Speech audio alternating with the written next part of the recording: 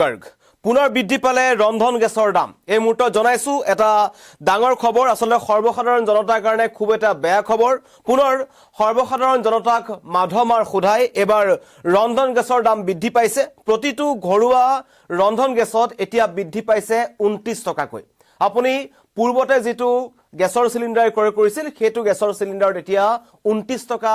আৰু বেছি দিব লাগিব এই মুহূৰ্তত জনাই আছো সৌদিখে কেৱল মূল্য বৃদ্ধিৰ খবৰ পেট্ৰল ডিজেলৰ দাম বৃদ্ধি পাইছে প্ৰতিটো অত্যাৱশ্যকীয় সামগ্ৰীৰ দাম বৃদ্ধি পাইছিল বাণিজ্যিক সিলিন্ডাৰৰ দাম বৃদ্ধি পাইছিল আৰু তাৰ মাজতেই আজি পুনৰ 29 টকাকৈ বৃদ্ধি পাইছে এটা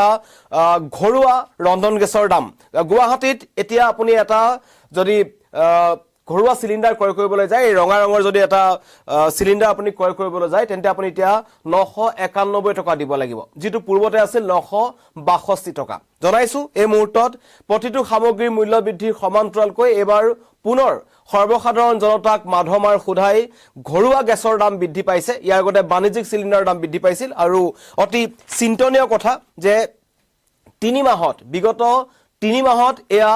দ্বিতীয়বাৰলৈ ঘৰুৱা যি গেছৰ সিলিন্ডাৰ আছে তাৰ দাম বৃদ্ধি পাইছে আৰু ইতিমধ্যেই যেসকল সাধাৰণ জনতা আছে যেসকল সৰ্বসাধাৰণ লোক আছে তেওঁলোকে কিন্তু ত্ৰাহি মধুসূদন খাইছে প্ৰত্যেকটো সামগ্ৰী ক্ৰয় কৰিবলৈ যাওঁতে তেওঁলোকে এতিয়া বিপাঙত পৰিছে প্ৰতিবিধ সামগ্ৰীৰ দাম বৃদ্ধি পাইছে মই ইতিমধ্যেই জনাইছিলো যে বাণিজ্যিক সিলিন্ডাৰ দাম বৃদ্ধিৰ ফলত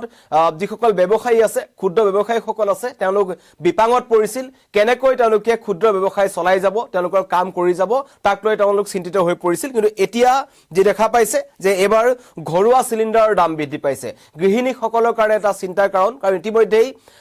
পাকঘৰত ব্যৱহৃত প্ৰতিবিধ সামগ্ৰীৰ দাম বৃদ্ধি পাইছে চাউলৰ দাম বৃদ্ধি পাইছে গাখীৰৰ দাম বৃদ্ধি পাইছে অত্যাৱশ্যকীয় সকলো সামগ্ৰীৰ দাম বৃদ্ধি পাইছে কণীৰ দাম বৃদ্ধি পাইছে ব্ৰেডৰ দাম বৃদ্ধি পাইছিল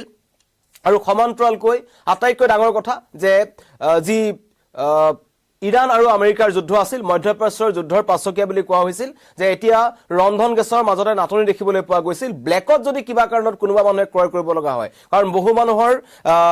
গেছৰ নিজৰ কাৰ্ড নাছিল গুৱাহাটী বা অন্য বিভিন্ন প্ৰান্তত যেসকল লোক থাকে বিশেষকৈ যেসকল শিক্ষাৰ্থীসকল আছে তেওঁলোকে ব্লেকত এটা গেছ পূৰ্বতে মেনেজ কৰিছিল যাৰ কাৰণে তেওঁলোকে 1200 বা 1300 টকা তেওঁলোকে ক্ৰয় কৰিব লগা হৈছিল কিন্তু এতিয়া এটা যদি কিবা কাৰণত গুৱাহাটীত কোনোবা এটা ঠাইত এজন ছাত্ৰ বা সাধাৰণ এজন মানুহে কিবা কাৰণত ব্লেকত যদি এটা গেছৰ সিলিন্ডাৰ কিনিব লগা হয় তেন্তে দাম তেওঁলোকে ভৰিব লাগিব 3500 পৰা 4000 টকা আৰু একাংশ অসাধু চক্ৰই এই সময়টোৰ তেওঁলোকে ব্যৱহাৰ কৰিছে অপব্যৱহাৰ কৰি জুনে যেনেকে পাৰে তেওঁলোকে কিন্তু ক্ৰয় কৰিছে আৰু এই ক্ষেত্ৰত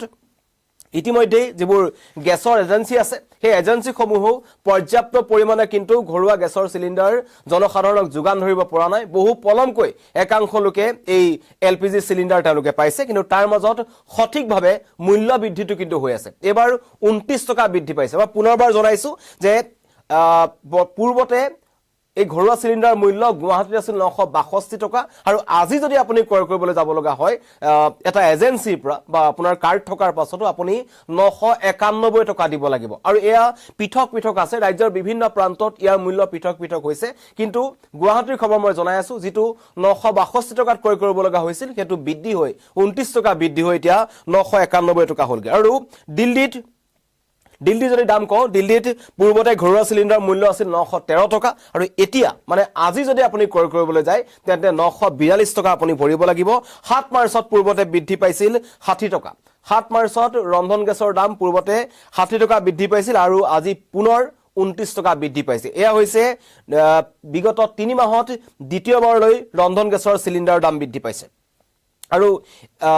এইখিনি সময়তে যদি কৈছো যে এফালে প্ৰচণ্ড গৰম আনফালে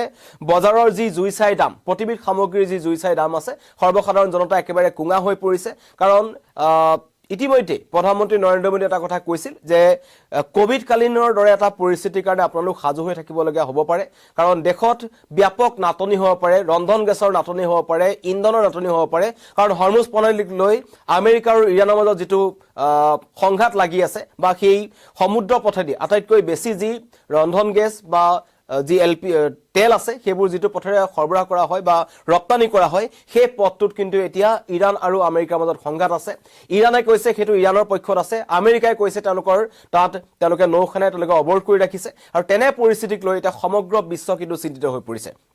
আৰু মধ্যপ্ৰাচ্যৰ যুদ্ধ কেতিয়া শেষ হয় কেতিয়া শেষ নহয় নাজানো কিন্তু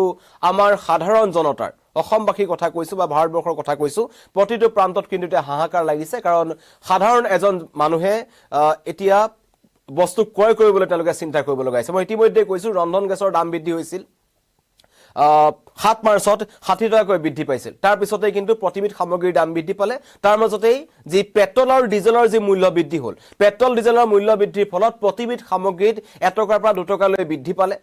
শাক-পাচলিৰ কথা মই নকওঁ ঠাই বিশেষে কিন্তু প্ৰত্যেকবিধ শাক-পাচলিৰ দাম বেলেগ বেলেগ কৰবাত যদি বিলাহী গৰুক খুৱাব লগা হৈছে কেতিয়া কৰবাত কিন্তু 40 টকা বা 30 টকা মানুহে পুৱাত কিনিব লগা হৈছে এয়া হৈছে ৰাজ্যৰ যোগান বিভাগৰ এখন ফুপুলা স্বৰূপ আছে আৰু মুখ্যমন্ত্ৰী এটা কথা কৈছিল প্ৰশাসনত তেওঁলোকে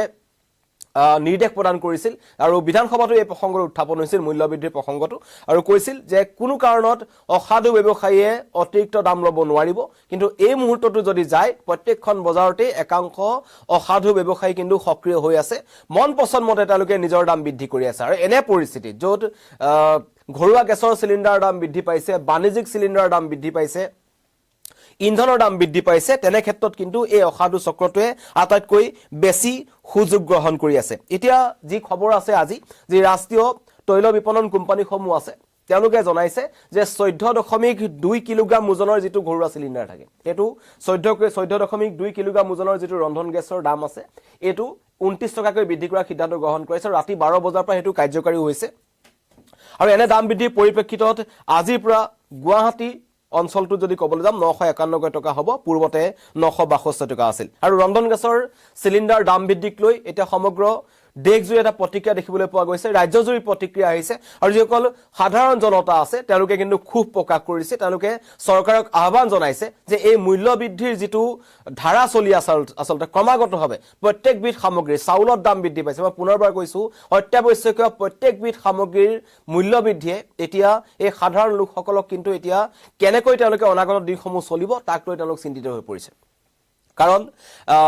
ৰন্ধন গেছ এতিয়া আজি ৰন্ধন গেছৰ ইতিমধ্যে গুৱাহাটী হওক বা অসমৰ বিভিন্ন প্ৰান্তত কিছুমান ভুৱা বাতৰি ওলাইছিল যে ৰন্ধন গেছৰ নাটনি হ'ব ৰন্ধন গেছ পোৱা নাযাব আৰু তাৰ পাছৰ পৰাই কিন্তু ৰন্ধন গেছৰ কাৰণে মানুহৰ হাহাকাৰ লাগি আছে হাহাকাৰ লাগি থকাৰ মাজতেই পুনৰ দাম বৃদ্ধি পাইছে আৰু দাম বৃদ্ধি এনেকুৱা নহয় যে বিগত 3 মাহত দুবাৰ ইতিমধ্যে দাম বৃদ্ধি হৈছে 7 মাৰ্চত 60 টকা বৃদ্ধি হৈছিল আৰু এতিয়া পুনৰ আজি 29 টকা বৃদ্ধি হৈছে আৰু 1000 টকা হ'বলৈ মাত্ৰ 9 টকা বাকি আছে গুৱাহাটীত যদি আপুনি এটা ঘৰুৱা ৰন্ধন গেছৰ চিলিণ্ডাৰ কিনিবলৈ যায় বা নিজে আনিবলৈ যায় তেন্তে আপুনি 1000 টকাৰ অধিক খৰচ কৰিব লাগিব আপুনি হেতু অটত আনিব লাগিব বেলেগত আনিব লাগিব সেইবোৰ খৰচ আছে কিন্তু আপুনি কেৱল গেছৰ চিলিণ্ডাৰটোৰ বাবতি 991 টকা দিব লাগিব এয়া হৈছে বৰ্তমান ৰাজ্যৰ পৰিস্থিতি মূল্য বৃদ্ধিৰ যি ৰাম টাঙোন আসলতে জনসাধাৰণক খুদুৱা হৈছে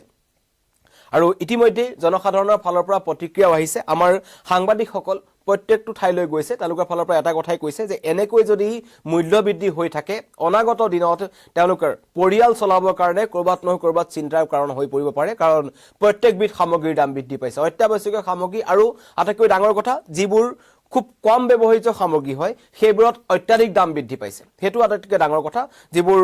প্ৰতিদিনে ব্যৱহৃত সামগ্ৰী সেইবোৰটো দাম বৃদ্ধি হৈছে প্ৰতিবিধ সামগ্ৰীতে দাম বৃদ্ধি হৈছে আৰু তাৰ অন্যতম কাৰণটো হৈছে পেট্ৰল ডিজেলৰ মূল্য বৃদ্ধি মানে যেটো ৰপ্তানি আমদানিৰ যেটো খৰচ আছে সেই খৰচ বৃদ্ধি পালে সেই খৰচটো যদি লগলগোৱা যায় সেই সামগ্ৰীৰ লগত তেন্তে আমাৰ যিসকল লোক আছে সাধাৰণ জনতাই অধিক দামত ক্ৰয় কৰিব লগা হৈছে কিন্তু তাৰ মাজতে জনাইছো যিসকল আমাৰ লগত নতুনকৈ জড়িত হৈছে ৰাজ্যত দেশত পুনৰ গেছৰ চিলিণ্ডাৰ ৰন্ধন গেছৰ যি ঘৰুৱা ৰন্ধন গেছ আছে দাম বৃদ্ধি পাইছে 29 টকাকৈ বৃদ্ধি পাইছে গুৱাহাটী যদি আপুনি আছে যেটো চিলিণ্ডাৰ আপুনি পূৰ্বতে 962 টকাত ক্ৰয় কৰিছিল আজি যদি আপুনি কিনিবলৈ যায় তেন্তে 991 টকা আপুনি দিব লাগে ধন্যবাদ